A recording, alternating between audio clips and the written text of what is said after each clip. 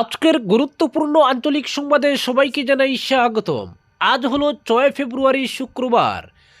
আজকের সন্ধ্যার সমগ্র বরাক উপত্যকা তথা আসাম এবং দেশের গুরুত্বপূর্ণ বিশেষ বিশেষ খবর হলো: বিধানসভা নির্বাচনের আগে বিজেপির বার্তা স্পষ্ট, জোট অটুট, 126 আসনে লড়াই, বললেন প্রদেশ বিজেপি সভাপতি দিলীপ শইকিয়া। মা কামাক্কার আশীর্বাদ নিয়ে শুরু কংগ্রেসের প্রচার। 21শে কাটিগড়ার নাতানপুরে অমিত শাহ, হবে জনসভাও। নিজের কেন্দ্র থেকেই বুথ বিজয় অভিযানের সূচনা মুখ্যমন্ত্রীর। অবৈধ রেড হোল মাইনিং এখনো পূর্ণমাত্রায় চলছে, তদন্ত শুরু, তথ্য জানালে পুরস্কার, ঘোষণা মেঘালয় পুলিশের।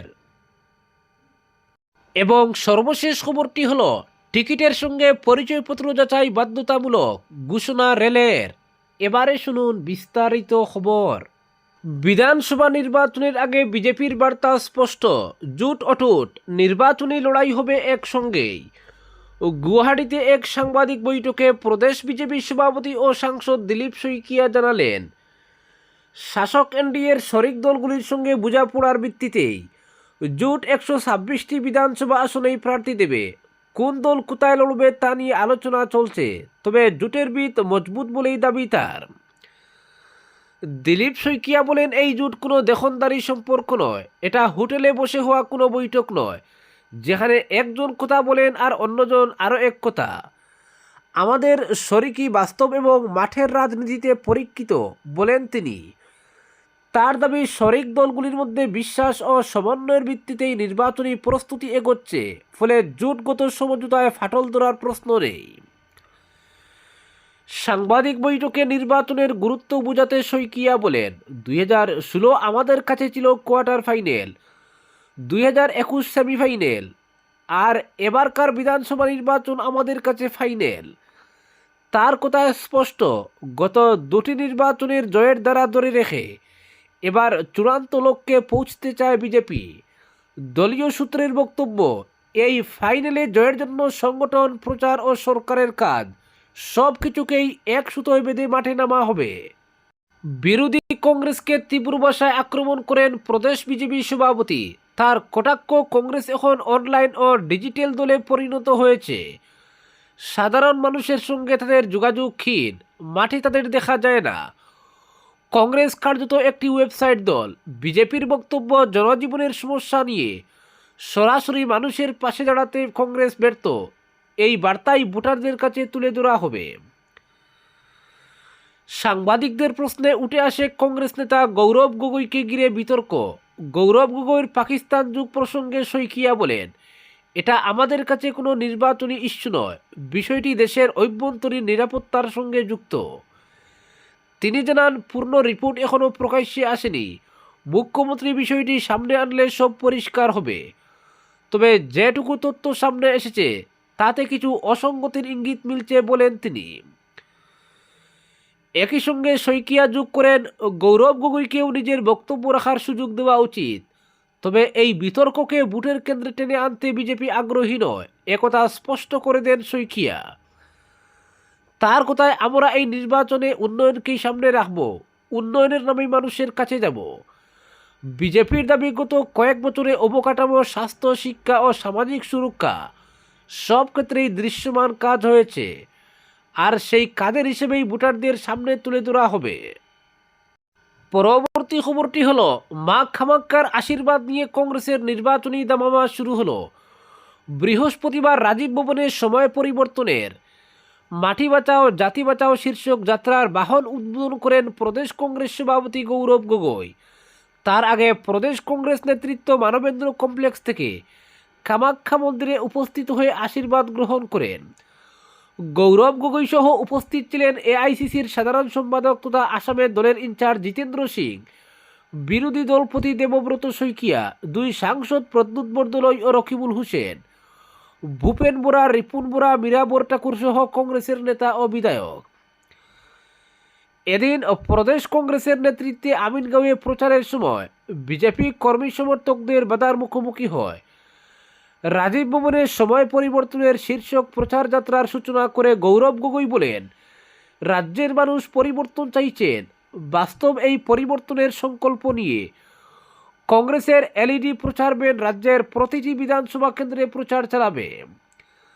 তিনি বলেন, তাদের প্রচারের লক্ষ্য হচ্ছে মুখ্যমন্ত্রী হিমন্ত বিশ্ব শর্মার অপশাসন ও দুর্নীতি জনগণের সামনে নিয়ে আসা। মুখ্যমন্ত্রীর অহংকার, ভ্রষ্টাচার ও অভদ্র ব্যবহার থেকে এবার রাজ্যের মানুষ পরিত্রাণ চাইছেন। রাজীব ভবন থেকে শুরু করা এই প্রচার বাহন নিয়ে যাত্রা সোনাপুরের জুবিন ক্ষেত্রে উপস্থিত হয়।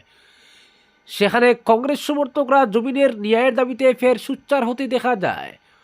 বিধানসভা নির্বাচনে কংগ্রেস যে জুবিন গর্গের ন্যায়ের দাবিকে অন্যতম ইস্যু করবে তার স্পষ্ট আভাস পেলে এই প্রচারে। এদিকে কংগ্রেস এক সাংবাদিক সম্মেলনে মুখ্যমন্ত্রীর বিরুদ্ধে দুর্নীতির তথ্য তুলে ধরে ওয়েবসাইট চালু করার পর হিমন্ত কংগ্রেস নেতার বিরুদ্ধে মামলা করার হুমকি দিয়েছিলেন। বৃহস্পতিবার মুখ্যমন্ত্রীর এই হামলার হুমকি নিয়ে প্রতিক্রিয়া প্রকাশ করেন বিরোধী দলপতি দেবব্রত শইকীয়া। তিনি বলেন, মুখ্যমন্ত্রী আদালতে যাওয়ার বিষয়টি অভিযোগের প্রচার বন্ধ করার এক কৌশল। তিনি বলেন, মুখ্যমন্ত্রী আদালতের দ্বারস্থ হয়ে এই প্রচারের উপর স্থগিতাদেশ জারির প্রয়াস চালাচ্ছেন, যাতে তার দুর্নীতি নিয়ে প্রচার কংগ্রেস না করতে পারে। পরবর্তী খবরটি হল, 21শে কাটিগড়ার নাতানপুরে অমিত শাহ হবে জনসভাও। আন্তর্দেশীয় সীমান্ত সংক্রান্ত কেন্দ্র সরকারের একটি অনুষ্ঠানে অংশ নিতে আগামী 21 ফেব্রুয়ারি কাছাড়ের কাটিগড়ায় আসছেন স্বরাষ্ট্রমন্ত্রী অমিত শাহ। অনুষ্ঠানটি হবে কাটিগড়ার নাতানপুরে। এক প্রশ্নের জবাবে সংবাদ মাধ্যমকে এই খবর জানিয়েছেন বিজেপির কাছাড় জেলা সভাপতি রূপম সাহা। এদিকে বিশেষ সূত্রে জানা গেছে, আগামী 14 ফেব্রুয়ারি প্রধানমন্ত্রী নরেন্দ্র মোদীর মরান সফর নিয়ে বৃহস্পতিবার রাতে বিজেপির কাছাড় জেলা সভাপতি, সব মণ্ডল সভাপতি এবং মণ্ডল প্রভারীদের নিয়ে ভিডিও কনফারেন্স করেছেন বরাক উপত্যকা উন্নয়ন বিভাগের মন্ত্রী কৌশিক রায়। ওই বিসিতে কাছাড়ের সব বিজেপি বিধায়ক এবং বরাকের 2 লোকসভা সাংসদও উপস্থিত ছিলেন। বিসিতে প্রধানমন্ত্রীর সফরে কাছাড়ের বিজেপি কর্মী সদস্যদের অংশ নেওয়ার প্রসঙ্গ নিয়ে আলোচনা হয়েছে। পাশাপাশি আলোচনা হয়েছে স্বরাষ্ট্রমন্ত্রীর নাতানপুর সফর নিয়েও। বিশেষ সূত্রে জানা গেছে, নাতানপুরে কেন্দ্র সরকারের অনুষ্ঠানের পাশাপাশি থাকবে বড়সড় দলীয় কর্মসূচিও।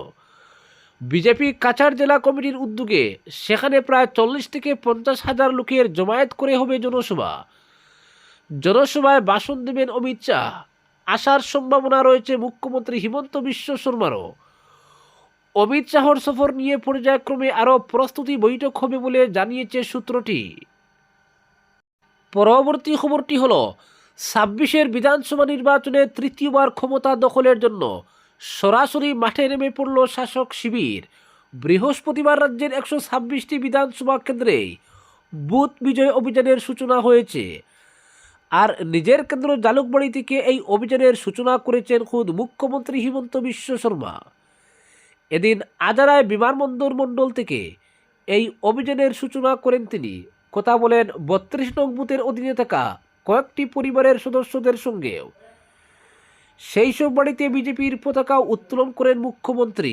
এদিন জালুকবাড়ি বিধানসভা কেন্দ্রের 32 নং বুথ থেকে এই অভিযানের সূচনা করার সময়ে মুখ্যমন্ত্রীর সঙ্গে উপস্থিত ছিলেন বিজেপির নির্বাচন পরিচালন সমিতির সদস্য প্রধান বড়ুয়া।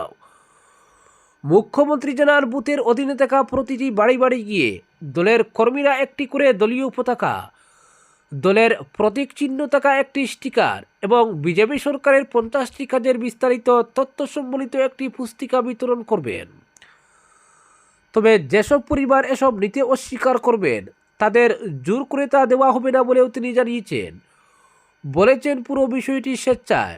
যদি কোনো পরিবার এসব নিতে অস্বীকার করেন তবে এতে জোর করা হবে না। পরবর্তী খবরটি হলো, অবৈধ রেড হোল মাইনিং এখনও পূর্ণমাত্রায় চলছে। বৃহস্পতিবারের দুর্ঘটনায় আরও একবার তা প্রমাণ হয়ে গেল মেঘালয়ে। এরপরই নড়ে চড়ে বসেছে মেঘালয় পুলিশ। ভারতীয় দণ্ডবিধির একাধিক ধারায় পুলিশ একটি সুমোটো মামলা দায়ের করেছে ক্লেরিয়েট থানায়।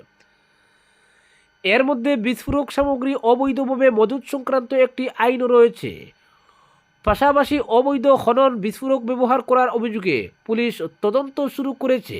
মেঘালয় পুলিশের পক্ষে এদিন সাধারণ মানুষের কাছে আবেদন জানিয়ে বলা হয়েছে, অবৈধ খনির সঙ্গে জড়িত কোনো ব্যক্তির সম্পর্কে তথ্য থাকলে তা যেন নিকটবর্তী থানায় জানান। তথ্যদাতার পরিচয় গোপন রাখা হবে এবং উপযুক্ত পুরস্কারও দেওয়া হবে বলে জানিয়েছে পুলিশ। পরবর্তী খবরটি হল, টিকিটের সঙ্গে পরিচয়পত্র যাচাই বাধ্যতামূলক ঘোষণা রেলের। দেশের সব সীমান্তবর্তী এলাকায় এবার থেকে দূরপাল্লার ট্রেনে সংরক্ষিত আসনের যাত্রীদের পরিচয়পত্র বাধ্যতামূলকভাবে যাচাই করা হবে। বিশেষ নজর দেওয়া হবে ভারত নেপাল, ভারত বাংলাদেশের মতো আন্তর্জাতিক সীমান্ত লাগোয়া এলাকা। দার্জিলিং বা উত্তরবঙ্গের যে কোনো পাহাড়ি এলাকায় যাওয়ার জন্য নিউ জলপাইগুড়ি কিংবা শিলিগুড়ি স্টেশনে ট্রেন ধরতে হয়। এই স্টেশনগুলি বাংলাদেশ এবং নেপাল উভয় সীমান্তের কাছাকাছি, ফলে এই অঞ্চলে রেলের নিয়ম কঠোরভাবে কার্যকর হবে বলে মনে করা হচ্ছে। দূরপাল্লার ট্রেনে সংরক্ষিত টিকিট কাটলে পরিচয়পত্রের আসল কপি সঙ্গে রাখতে হয়, এটা রেলের পুরনো নিয়ম। কিন্তু যাত্রীদের একাংশ বলছেন প্রায় কোনো জায়গাতেই পরিচয়পত্র যাচাই করা হয় না, কেবল টিকিট যাচাই করে ছেড়ে দেওয়া হয়। কেন্দ্রীয় রেল বোর্ডের তরফে একটি বিজ্ঞপ্তি জারি করে পুরনো নিয়ম স্মরণ করিয়ে দেওয়া হয়েছে। বলা হয়েছে নিয়ম কঠোরভাবে মানতে হবে। রেলের নিয়ম অনুযায়ী ট্রেনের সংরক্ষিত আসনের টিকিট কাটলেই যাত্রার সময় সঙ্গে আসল পরিচয়পত্র রাখতে হয়। একসঙ্গে একাধিক যাত্রী থাকলে যে কোনো একজনের পরিচয়পত্র যাচাই করলেও চলে, কিন্তু তা যদি না থাকে তবে সকল যাত্রীকে টিকিটহীন হিসাবে ধরে নেওয়ার কথা এবং সেই অনুযায়ী তাদের বিরুদ্ধে পদক্ষেপ করার কথা। এছাড়াও যারা বিশেষ কোনো ছাড়ে বা বিশেষ কোনো ক্যাটাগরিভুক্ত হিসেবে দূরপাল্লার ট্রেনের টিকিট কাটেন তাদের সংশ্লিষ্ট প্রমাণপত্র সঙ্গে রাখতে হয়, তাও টিকিট পরীক্ষকের যাচাই করার কথা। আজকের বিশেষ সংবাদ এখানেই সমাপ্ত।